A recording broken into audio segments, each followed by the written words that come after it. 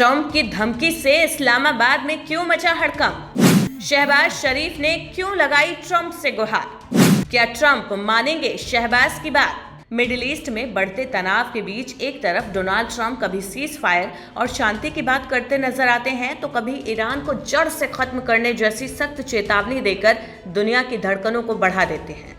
लेकिन इस बार ट्रंप के कथित बड़े सैन्य एक्शन की आहट ने पाकिस्तान की सत्ता के गलियारों में बेचैनी बढ़ा दी है। खबरें हैं कि इस्लामाबाद को संभावित अमेरिकी हमले की भनक लग गई।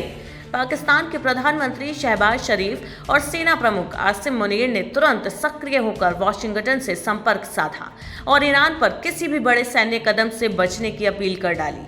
कंगाली और क्षेत्रीय अस्थिरता के दबाव में पाकिस्तान अब खुद को संकट टालने वाले मध्यस्थ के रूप में पेश करने की कोशिश में जुटा दिखाई दे रहा है। मिडिल ईस्ट में छिड़ी जंग के बीच कंगाली की हालत में पाकिस्तान का मीडिएटर भूत जाग गया है।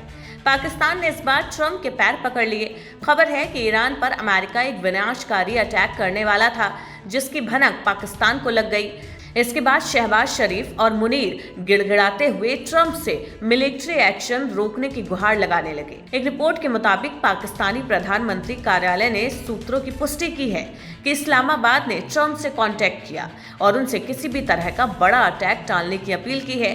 दरअसल ट्रंप ने हाल ही में कहा था कि ईरान जंग खत्म करने के लिए सिर्फ दो रास्ते हैं, या तो ईरान को जड़ से उखाड़ फेंक दिया जाए या फिर समझौता किया जाए। उन्होंने ईरान को अल्टीमेटम देने की बात कही थी, जिसके बाद पाकिस्तान को डर सता रहा है कि अगर अमेरिका ने ब्लास्ट वाला विकल्प चुना तो एक बार फिर से शांति वार्ता सो कॉस दूर चली जाएगी, जो पाकिस्तान का इमेज बचाने का इकलौता रास्ता है। यही वजह है कि शहबाज शरीफ और आसिम मुनीर ट्रंप के सामने गिड़गिड़ाने लगे।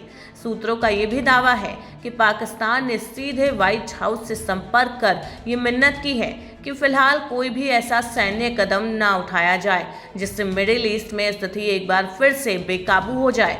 हाल ही में राष्ट्रपति ट्रंप ने इशारा किया था कि ईरान के पास अब ना नौसेना है और ना ही वायुसेना, इसलिए उन्हें मिटा देना अब बस एक बटन दबाने जैसा है।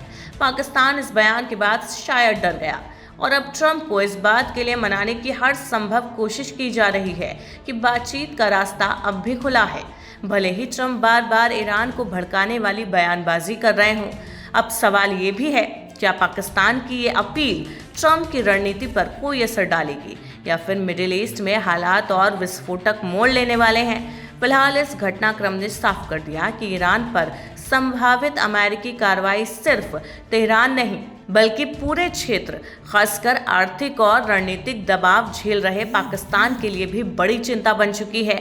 आने वाले दिन तय करेंगे कि ये कूटनीतिक पहल तनाव कम करेगी या फिर दुनिया एक और बड़े भू राजनीतिक संकट की ओर बढ़ेगी।